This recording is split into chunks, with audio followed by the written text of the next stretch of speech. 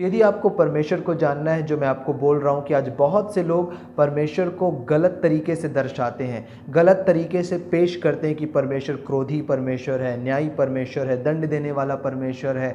वो तुमने ये गलत काम किया था इसलिए बीमारी तुम्हारे ऊपर पड़ी है, तुम ऐसा ऐसा काम किए थे इसलिए परमेश्वर तुमको सज़ा दे रहे हैं। ये सारी हवा में बातें हैं, ये बेसलेस बातें हैं, निराधार बातें, ऐसी बातों का कोई भी आधार नहीं। यदि आपको परमेश्वर को जानना है ना, सीधा अपनी बाइबल निकालिए और सुसमाचार में जाइए, क्योंकि बाइबल हमको बताती है, यूहन्ना रचित सुसमाचार उसके पहले अध्याय को जब आप पढ़ोगे, पहले अध्याय के 18वें पद को, तो वहाँ पे बाइबल क्या बोलती है? परमेश्वर को किसी ने कभी नहीं देखा। सबसे पहली बात, किसी ने परमेश्वर को कभी नहीं देखा। और जब किसी ने नहीं देखा तो कोई भी परमेश्वर को कैसे जान सकता है? यदि उदाहरण मैं आपको दे रहा हूँ कि आप में से बहुत से लोग जो इस मीटिंग में जुड़े हुए हैं, मैं आपको पर्सनली नहीं जानता हूँ, मैं कभी आपसे मिला नहीं हूँ, ना मैं आपको पर्सनली जानता हूँ। तो जब मैं आपसे मिला ही नहीं हूँ तो मैं आपके बारे में कैसे जानूँगा? आपके जीवन के बारे में, आपके परिवार के बारे में मैं कैसे जानूँगा? उसी प्रकार से जब किसी ने परमेश्वर को कभी नहीं देखा तो कोई भी व्यक्ति कैसे परमेश्वर के बारे में बता सकता है कि ये परमेश्वर दंड देने वाले हैं, न्यायी परमेश्वर हैं। इसलिए मैं बोलता हूँ हमेशा कि आप बाइबल पढ़िए, बाइबल में आप टाइम स्पेंड करिए। आगे बाइबल बोलती है कि परमेश्वर को किसी ने कभी नहीं देखा, एकलौता पुत्र जो पिता की गोद में है, केवल उसी ने उसे प्रकट किया है। वो कौन है?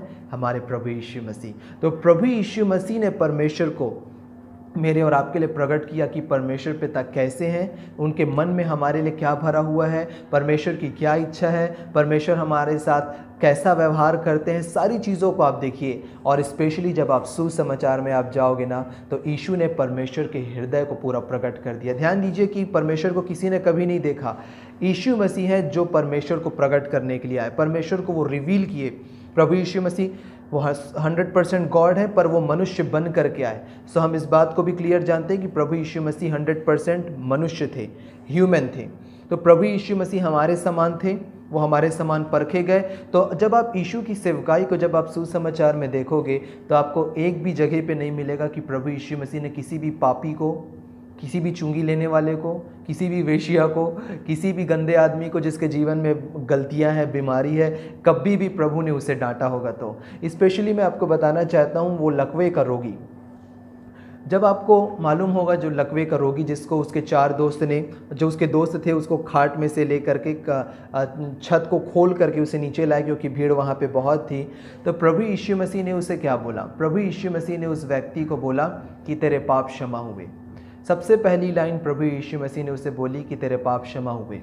तो वहाँ पे बहुत से जो लोग थे वो इस बात में डिस्कस करने लगे, चर्चा करने लगे, या बाइबल में एक शब्द आया, बड़बड़ाने लगे। कई बार फरीसी प्रभु यीशु मसीह की बातों को सुनकर के वो बड़बड़ाते थे कि ये कौन है जो पापों की क्षमा कर रहा है, इसे किसने अधिकार दिया कि ये पापों को क्षमा कर रहा है। तो हम इस शब्द को लेकर के चलते हैं कि वो बड़बड़ाने लगे, और वहाँ के लोग बड़बड़ाने लगे अपने मन में। ध्यान दीजिए, वो अपने मन में बड़बड़ा रहे थे, ओपन नहीं बड़बड़ा रहे थे।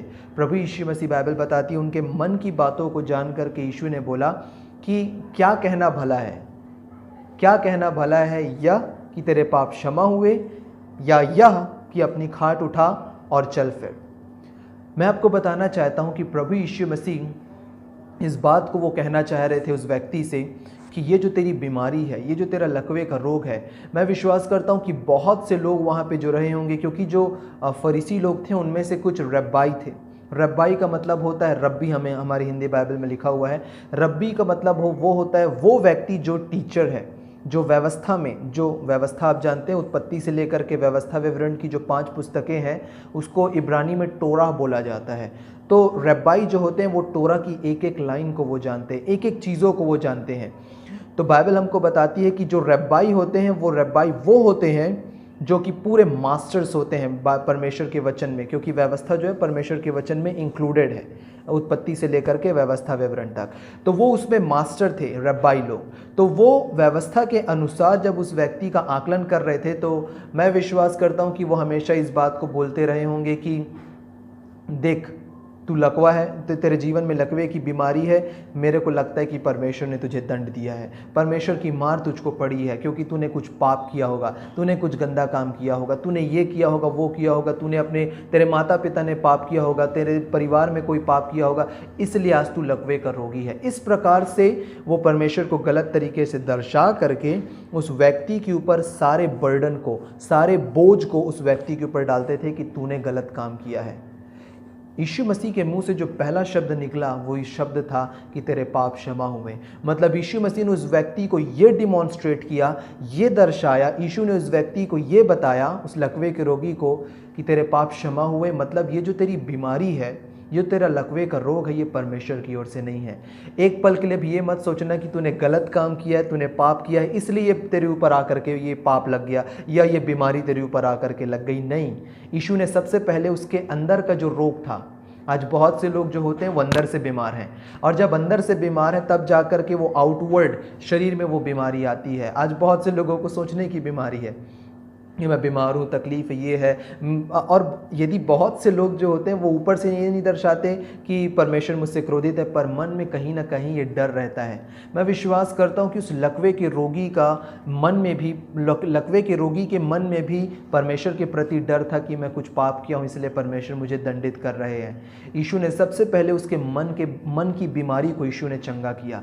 यीशु ने बोला तेरे पाप क्षमा हुए। इट मीन्स ये जो तेरी बीमारी ये परमेश्वर की ओर से नहीं है। और फिर यीशु ने बोला उठ, अपनी खाट उठा और चल फिर, और वो व्यक्ति वहाँ पे चलने फिरने लगा। सो प्रभु यीशु मसीह ने पिता के हृदय को रिवील किया। और आज जब हम जितने सुसमाचार में हम जितनी स्टोरी को हम देखते हैं, it's all about Jesus, it's all about our Abba father. ये हमारे अब्बा पिता के मन की बातें हैं जिसे आज हम सुसमाचार में पढ़ने के लिए पाते हैं। So Bible it's all about Jesus. आज मैं कुछ बातों को परमेश्वर के वचन से आपके साथ शेयर करूंगा जो कि परमेश्वर के हृदय को हमारे लिए प्रकट करती है। परमेश्वर के मन में मेरे और आपके लिए क्या भरा हुआ है, ये बाइबल मेरे और आपको बताती है। तो आप इस चीज़ को जान करके रखिए कि पुराने नियम में परमेश्वर पिता को जो लोग थे वो कई नामों से जानते थे। जिस प्रकार से पहले परमेश्वर ने उत्पत्ति पहले अध्याय में अपने आप को प्रकट किया एलोहिम के रूप में, फिर उसके बाद दूसरे अध्याय में परमेश्वर ने अपने आप को प्रकट किया याहवे, यहोवा के रूप में, वाचा का रखने वाला परमेश्वर। फिर परमेश्वर ने उत्पत्ति 14वें अध्याय में अपने आप को प्रकट किया एल एलियोन, मैं परम प्रधान परमेश्वर हूँ। उत्पत्ति 17वें अध्याय में परमेश्वर ने अपने आप को प्रकट किया एल शदाई, मैं सर्वशक्तिमान परमेश्वर हूँ। फिर उसके बाद जब आप पढ़ते जाएंगे तो यहोवा जीरे, यहोवा निश्ची, इस प्रकार से कई नामों से परमेश्वर ने अपने आप को प्रकट किया। परंतु एक नाम जो परमेश्वर का जो कोई नहीं जानता था, जिसे यीशु मसीह ने प्रकट किया, आपको मालूम है वो क्या नाम है? वो नाम है पिता, फादर, अब्बा। मैं आपको बाइबल में से बताना चाहूँगा, आप मेरे साथ निकालिए यूहन्ना रचित सुसमाचार उसका 17वां अध्याय, यूहन्ना रचित सुसमाचार उसका 17वां अध्याय और उसके 25वें पद को देखिए। मैं चाहता हूं कि आप में से जितने लोग बाइबल रखें आप इसे खोलिए, इसे अंडरलाइन करिए, बिकॉज आपको बाइबल खोलना बहुत ज़रूरी है। We are learning from God's word. और उसके बाद यदि आप बाइबल नहीं रखें, आप कहीं से सफ़र करते हुए आप इस वचन को सुन रहे तो आप कहीं पे आप इसे लिख सकते हैं।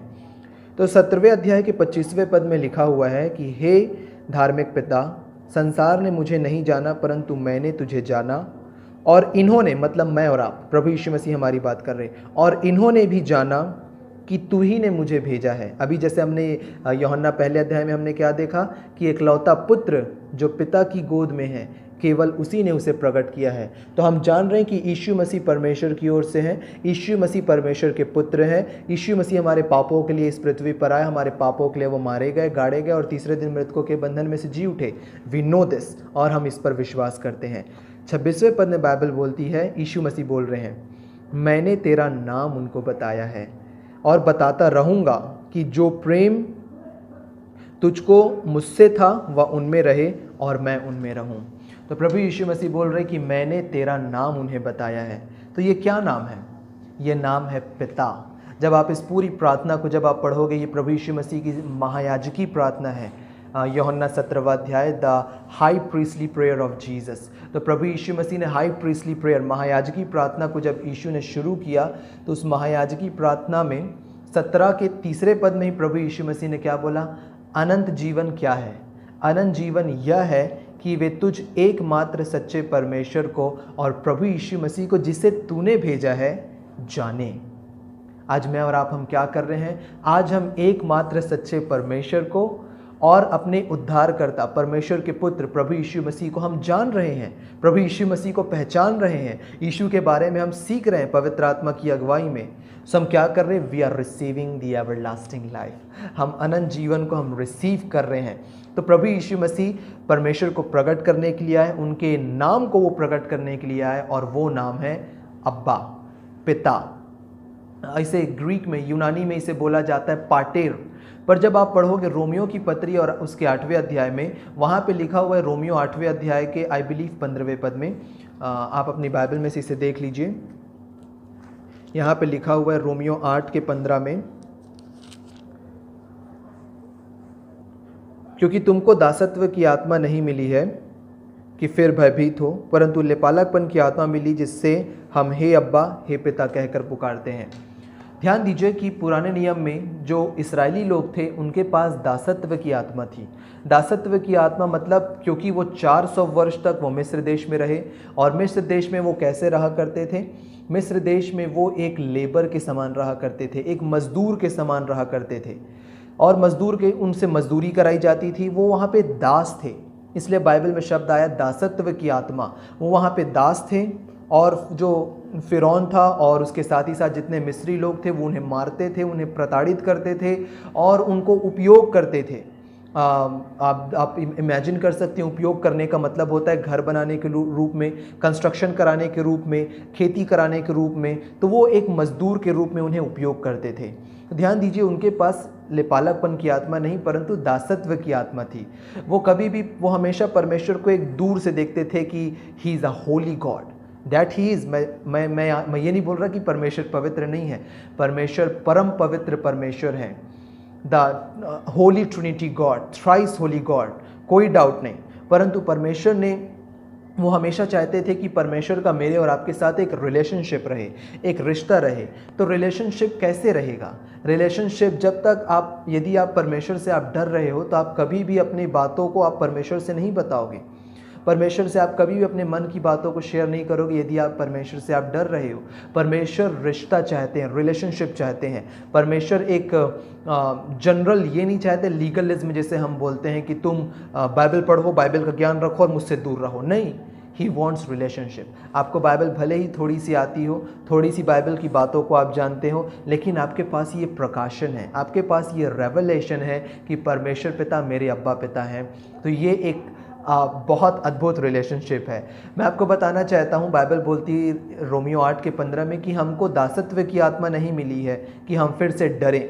वो परमेश्वर से डरते थे, इस्राएली लोग जो थे उस समय में वो परमेश्वर से डरते थे, परंतु बाइबल हमको बताती कि हमको लेपालकपन की आत्मा मिली है। अब ध्यान दीजिए, मैं एक चीज़ आपको क्लियर करना चाहता हूँ कि यहाँ पे जो लेपालकपन आया है शब्द, लेपालकपन का मतलब इंग्लिश में लिखा हुआ एडॉप्शन। एडॉप्शन का मतलब क्या होता है? एडॉप्शन का मतलब होता है, एक उदाहरण से इसे समझिए कि एक माता पिता हैं, और ये जो माता पिता हैं हम मान लेते हैं इनका एक्स नाम है। ये एक्स नाम के माता पिता का कोई बच्चा नहीं है। वहीं दूसरी ओर एक वाई नाम के माता पिता हैं जिनके 2 बच्चे हैं। तो उस 2 बच्चों में से एक बच्चे को ये अडॉप्ट कर लेते हैं। क्या कर लेते हैं? अडॉप्ट कर लेते हैं। इंग्लिश वर्ड आया है एडॉप्शन, हिंदी में मैं बोलूँ तो लेपालक। तो ध्यान दीजिए कि जो एक्स नाम के जो माता पिता हैं, ये जो बच्चा है जिसको ये अडॉप्ट कर रहे हैं, जिसे ये गोद ले रहे हैं, ये बच्चा इनका नहीं है, ये गोद लिया हुआ बच्चा है। तो बाइबल यहाँ पे बोल रही है कि हमको लेपालकपन की आत्मा मिली, हमको एडॉप्शन की आत्मा मिली। मतलब एक पिक्चर हमारे सामने आता है, एक दृश्य हमारे सामने आता है कि परमेश्वर पिता है और कि हम किसी दूसरे के द्वारा उत्पन्न हुए, परमेश्वर ने हमको अडॉप्ट किया है।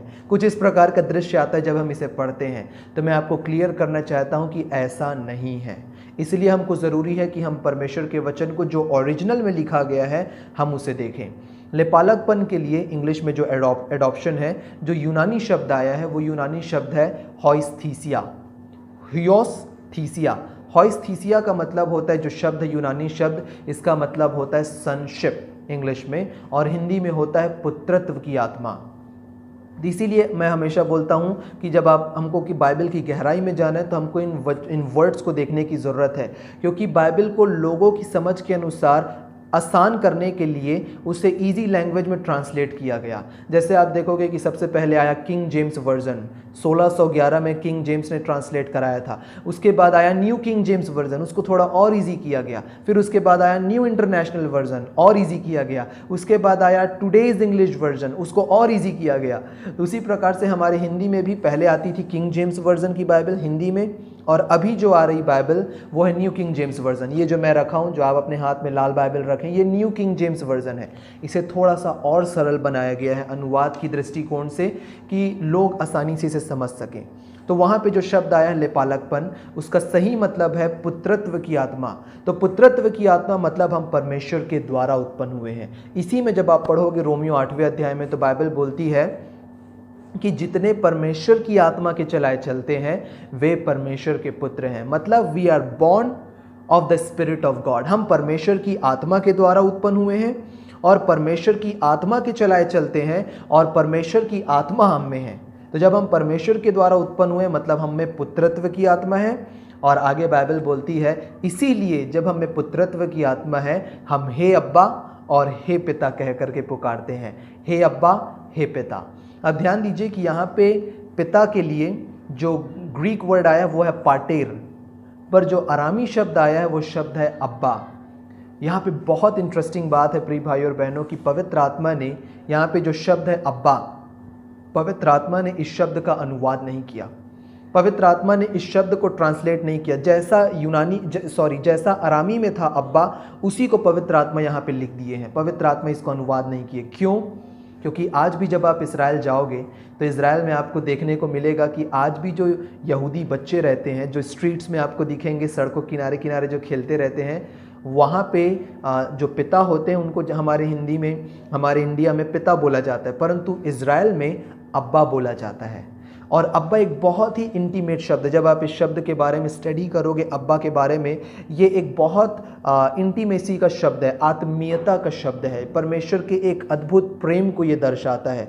तो पवित्र आत्मा ने जैसा अरामी में है उसी को पवित्र आत्मा ने यहाँ पे लिख दिया है कि हम हे अब्बा, हे पिता कह करके पुकारते हैं। तो प्रभु यीशु मसीह ने इस परमेश्वर के नाम को हमारे लिए प्रभु यीशु मसीह ने रिवील किया, प्रभु यीशु मसीह ने प्रकट किया। और बाइबल हमको बताती है कि परमेश्वर पिता अपने इसी नाम के द्वारा, यीशु ने प्रार्थना की। जब आप महायाजकी प्रार्थना को पढ़ोगे तो यीशु ने बोला कि हे पिता, अब तू अपने उस नाम के द्वारा इनकी रक्षा कर, इनकी रक्षा कर। मतलब यीशु ने बोला कि परमेश्वर, जो तेरा नाम मैंने तेरे बेटे और बेटियों को बताया है, अपने इस नाम के द्वारा तू इनकी रक्षा कर। कितना अद्भुत है प्रिय भाई और बहनों। पर प्रभु यीशु मसीह ये बोल रहे कि जो तेरा नाम मैंने बताया है, उस नाम के द्वारा हमको सुरक्षा मिलती है। और ये क्या नाम है?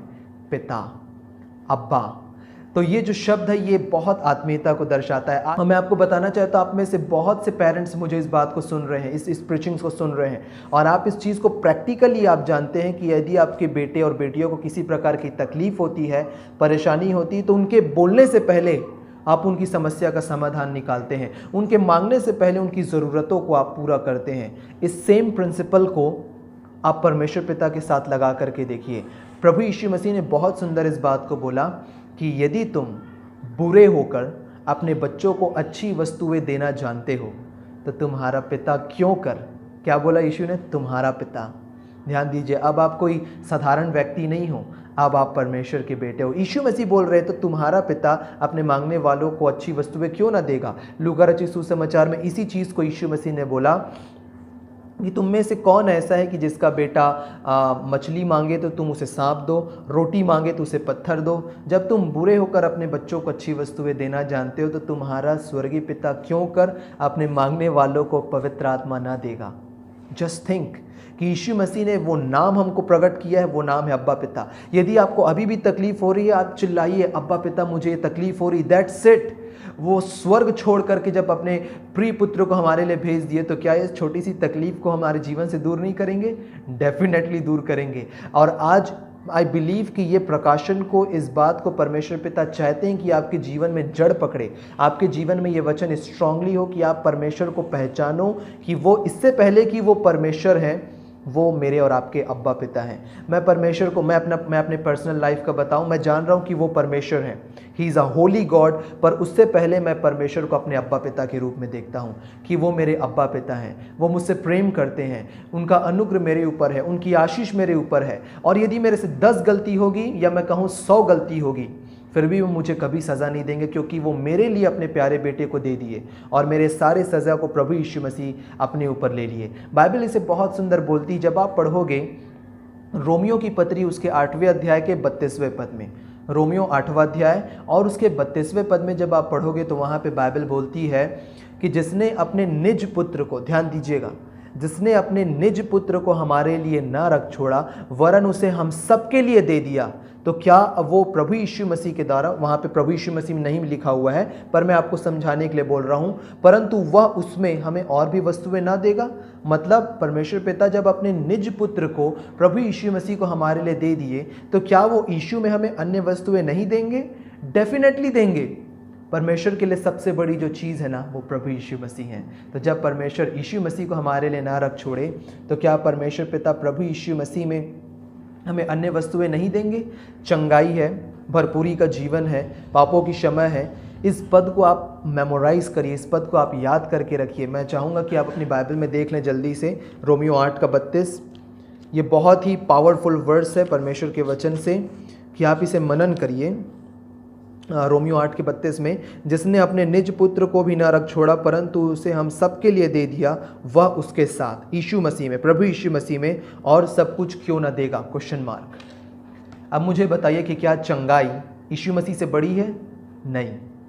तो जब आप परमेश्वर ने यीशु मसीह को दे दिया, मतलब वो आपको चंगाई भी दे सकते हैं। क्या अच्छा पोजिशनल जॉब जो आपको चाहिए, अपनी करियर में अच्छा सक्सेस आपको चाहिए, क्या वो प्रभु यीशु मसीह से बड़ा है? नहीं। तो जब परमेश्वर यीशु मसीह को दे दिए तो आपको सफलता भी दे सकते हैं। क्या आपके जीवन में जो आर्थिक समस्या है, क्या वो यीशु मसीह से बड़ी है? नहीं। तो जब परमेश्वर यीशु मसीह को आपको दे दिए तो वो यीशु मसीह में, यीशु मसीह के साथ वो सारी चीज़ें आपको देंगे। एक चीज़ को आप हमेशा याद रखिए कि आज लोग जो है, मनुष्यों को मैंने देखा है कि आज बहुत से लोग हैं वो प्रभु को यूज़ करते हैं, प्रभु को यूज़ करते हैं चंगाई पाने के लिए, आर्थिक आशीष पाने के लिए। आज लोग सफलता पाना चाहते हैं, धन संपत्ति पाना चाहते हैं, पर जिसके द्वारा वो आशीष आती है वो उसको पाना नहीं चाहते हैं, प्रभु यीशु मसीह को। ये बहुत ख़राब बात है, बहुत निराशाजनक बात है। बाइबल इसे बोलती है, ऐसे लोगों को जब आप देखते हैं ना, तो बाइबल में लिखा हुआ है कि परमेश्वर जब अपने लोगों को जब आशीष देता है परमेश्वर, तो परमेश्वर उसमें दुख नहीं मिलाता। तो यदि आपके पास इशू है तो आपके पास जितनी भी ब्लेसिंग है उसमें आपको कभी भी तकलीफ़ें नहीं मिलेंगी। आज लोगों के पास अच्छा अच्छा बिस्तर है पर उनके पास नींद नहीं है, लेकिन परमेश्वर ने हमको वायदा किया है भजन संहिता 127 में कि अपने प्रियो को वह नींद मुफ्त में देता है, दान में देता है। आज बहुत से लोगों के पास पैसे है और उसके द्वारा अच्छे अच्छे वाद्य यंत्र हैं, वो खरीद करके रखें, लेकिन बजाने की कला नहीं है, क्योंकि ज्ञान जो है वो परमेश्वर की ओर से आता है। तुम में से जितनों को बुद्धि की घटी है वो परमेश्वर से मांगे, जो बिना उलाहना दिए सबको उदारता से देता है। तो आज आप इन सारी मटेरियल ब्लेसिंग्स के पीछे मत जाइए कि मुझे ये चाहिए, मुझे वो चाहिए। आप परमेश्वर के निज पुत्र के पीछे जाइए, आप प्रभु यीशु मसीह के पीछे जाइए। आपको जो भी ब्लेसिंग्स है वो यीशु मसीह के द्वारा ही आती है। कुलुसियों में बाइबल हमको बताती है कि प्रभु यीशु मसीह सारी चीज़ों के आधार हैं। सारी चीज़ें यीशु मसीह के द्वारा और यीशु मसीह के लिए उत्पन्न हुई है। Everything created for Jesus and through Jesus, Yeshu Masih के द्वारा और यीशु मसीह के लिए उत्पन्न हुई है। और बाइबल हमको बताती है कि जब आप इस यूनिवर्स को आप देखोगे ना, आज कोई भी साइंटिस्ट आपको नहीं बता सकता कि ये पृथ्वी कैसे हैंग है, कैसे ये पृथ्वी अटकी हुई है। ये जो पूरे गैलेक्सी है, जो सूर्यमंडल जो है, ये किस प्रकार से अटका हुआ है, किसी को नहीं पता। पर बाइबल जवाब देती है कुलुसियों में कि प्रभु यीशु मसीह सारी चीज़ों को थाम करके रखे हैं, प्रभु यीशु मसीह सारी चीज़ों को होल्ड करके रखे हुए हैं। यदि आप इन सारी चीज़ों से यीशु को हटा दो, ये पृथ्वी कोलैप्स हो जाएगी, पूरा सूर्यमंडल कोलैप्स हो जाएगा, सूर्य गिर जाएगा, चंद्रमा, पूरी गैलेक्सी डिस्ट्रॉय हो जाएगी। प्रभु यीशु मसीह हैं जो सारी चीज़ों को थाम करके रखे हैं। और मैं आपको बताना चाहता हूं कि प्रभु यीशु मसीह ही हैं जो आज मेरे और आपके जीवन को थाम करके रखें। यदि आप अपने जीवन में यीशु को महत्व नहीं देते हो, there will be a chance कि आपका जीवन कोलैप्स हो जाएगा, आपका जीवन गिर जाएगा, यदि आपके जीवन में यीशु नहीं है। यदि आप यीशु को छोड़ करके हर एक अन्य वस्तुओं के पीछे आप जाते हो, बिल्कुल आपको अन्य वस्तुएं मिलेंगी, पर उसके साथ दुख तकलीफ़ें भी आपके जीवन में आएंगी, क्योंकि बाइबल बोलती है कि परमेश्वर जब आशीष देता है तो उसमें दुख तकलीफ़ें नहीं मिलाता। तो जब आप यीशु को ही नहीं खोज रहे और सीधा आशीषों को पाना चाह रहे हो, तो maybe there will be a chance कि आपको यीशु ना, आपके पास यीशु नहीं है, पर वो सारी चीज़ों के साथ आपके पास तकलीफ़ें होंगी। सो मैं आपको बताना चाहता हूँ परमेश्वर के वचन से कि यीशु मसीह ने बोला कि तुम यह कहकर क्यों चिंता करते हो, मत्ती 6वें अध्याय में, कि तुम यह कहकर यह चिंता ना करना कि हम क्या खाएंगे, क्या पिएंगे या क्या पहनेंगे, क्योंकि अन्य जाति इन सारी चीज़ों के पीछे जाते हैं। अन्य जाति के लिए जब आप अपनी बाइबल खोल करके रखें तो आपको मिलेगा मत्ती 6वें अध्याय के 31 से नीचे की ओर देखोगे तो वहाँ पे लिखा हुआ है कि अन्य जाति इन सारी चीज़ों के पीछे जाते हैं। अन्य जाति में स्टार बना हुआ है, आपकी बाइबल में देखिए, और जब स्टार में आप नीचे फुट नोट में देखोगे तो वहाँ पे लिखा हुआ है संसार के लोग, संसार के लोग। तो वहाँ पे लिखा हुआ है कि संसार के लोग इन सारी चीज़ों के पीछे जाते हैं। किसके पीछे? भोजन, खाना पीना, कपड़ा लत्ता, ऐशो आराम, ये सारी चीज़ें संसार के लोग जाते हैं। तुम्हारे मांगने से पहले जानता है कि तुम्हें इन सारी चीज़ों की आवश्यकता है। ध्यान दीजिए, इन सारी चीज़ों में जितनी बातें यीशु ने बोली, यीशु मसीह क्या शब्द का उपयोग कर रहे हैं? तुम्हारा पिता, तुम्हारा पिता, तुम्हारा पिता। हालेलुया।